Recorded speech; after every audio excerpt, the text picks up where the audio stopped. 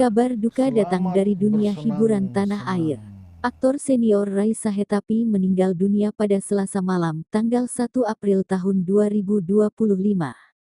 Informasi ini dikabarkan langsung oleh putranya, Surya Sahetapi, melalui unggahan di akun Instagram pribadinya, @suryasahetapi. Surya Sahetapi menuliskan pesan perpisahan yang menyentuh hati. Selamat jalan ayah. Tulis Surya Sahetapi dalam unggahannya yang disertai dengan tag akun Instagram mendiang Raisa Hetapi @raisahetapi. Kabar duka itu juga diumumkan Merdianti Oktavia selaku menantu di media sosialnya. Belum ada informasi lebih detail mengenai kabar duka atau rencana pemakaman Raisa Hetapi. Namun, ia terakhir kali diberitakan sedang berjuang pulih dari stroke sejak 2023.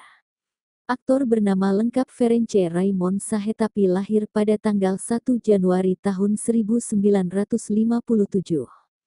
Ia merupakan salah satu aktor paling populer dan disegani pada generasinya dengan sering memerankan pria kompleks dengan nuansa dan karakter yang dalam. Rama Putra Sahetapi pada Juli tahun 2023 membagikan foto Raisa Hetapi. Aktor senior itu terlihat manglingi karena lebih kurus. Rama menceritakan kalau ayahnya terkena serangan stroke. Kabar duka aktor kawakan dunia film dan teater Indonesia meninggal dunia itu mengingatkan perjalanan hidupnya mengalami lika-liku dan ujian berat, salah satunya berurusan dengan agama. Perjalanan spiritual Raisa Hetapi mampu menjadi inspirasi. Perjuangannya untuk memutuskan mualaf sangat berat. Sebelum mantap memutuskan masuk agama Islam, Raisa Hetapi harus menjalani rumah tangganya yang begitu berat sejak menikahi mantan istrinya, Dewi Yul. Raisa Hetapi dan Dewi Yul resmi menikah dan membentuk rumah tangga pada 1981 silam.